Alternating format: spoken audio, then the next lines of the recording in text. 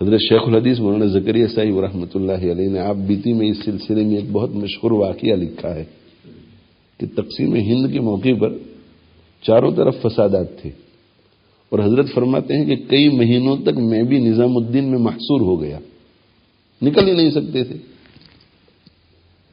اور نظام الدین جو ہے وہ اصل دہلی سے کچھ دور ہے.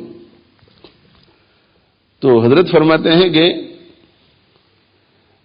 جانور کٹتے تھے اور تقریباً 500 آدمی نظام الدین میں محصور تھے. جانور کٹتے تھے اور عید الاضحیٰ کا سا سما تھا، دوپہر بھی گوشت، شام بھی گوشت، اور راشن واشن لینے کے لیے جانے کی کسی کی ہمت نہیں ہوتی تھی. اسی کا راشن ملتا تھا دہلی میں، نظام الدین جو ہے باہر آؤٹ اسکرٹس پر تھا، وہاں تک جائے کون، مارکیٹ تک کون جائے. تو حضرت فرماتے ہیں کہ 5-25 کا راشن ایک بابو ایاز کر کے تھے، وہ جا کر کے لے آتے تھے.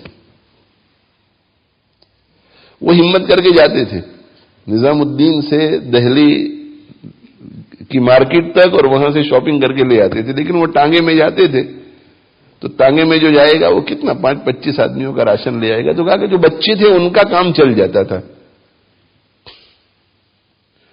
کہتے ہیں کہ ایک دن وہ آئے اور کہنے لگے کہ سب کو بڑا تعجب ہوتا تھا کہ جاتے ہیں آتے ہیں، جان کا خطرہ پھر بھی.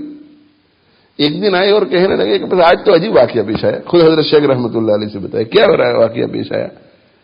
تو انہوں نے کہا کہ جب راشن سامان لے کر کے میں تانگے میں بیٹھا تو وہ تانگے والا کرائے کے اوپر، ہمارے انڈیا پاکستان وغیرہ میں تو ایک ہی آدمی کو نہیں نا، جتنے بیٹھ سکتے ہیں بٹھا لیتے ہیں.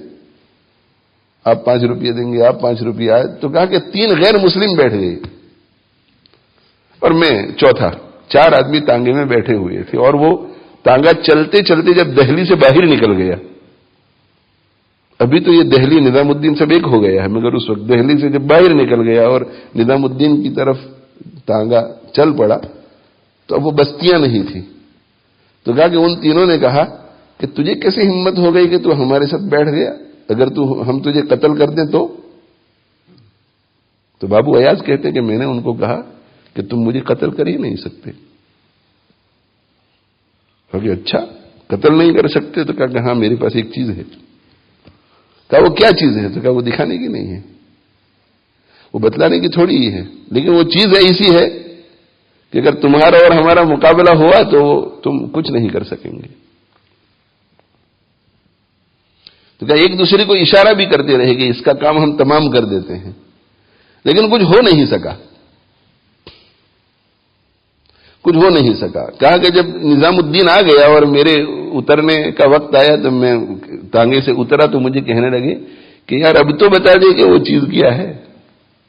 تو کہا کہ نہ، وہ چیز تو میں تمہیں نہیں بتلاؤں گا، لیکن تم نے دیکھ تو لیا کہ میرے پاس ایسی کوئی چیز ہے کہ ارادہ کرنے کے باوجود بھی تم مجھے نقصان نہیں پہنچا سکے.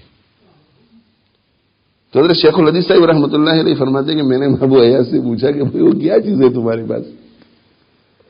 تو کہا حضرت وہی دعا جو آپ نے مجھے سکھلائی ہے، اللہم انا نجعلک فی نحورہم ونعوذ بک من شرورہم، اللہم انا نجعلک فی نحورہم ونعوذ بک من شرورہم. یہ دعا کہا کہ میں تو حضرت جب بھی جاتا ہوں تو یہ دعا پڑھتے پڑھتے جاتا ہوں، یہ دعا پڑھتے پڑھتے آ جاتا ہوں.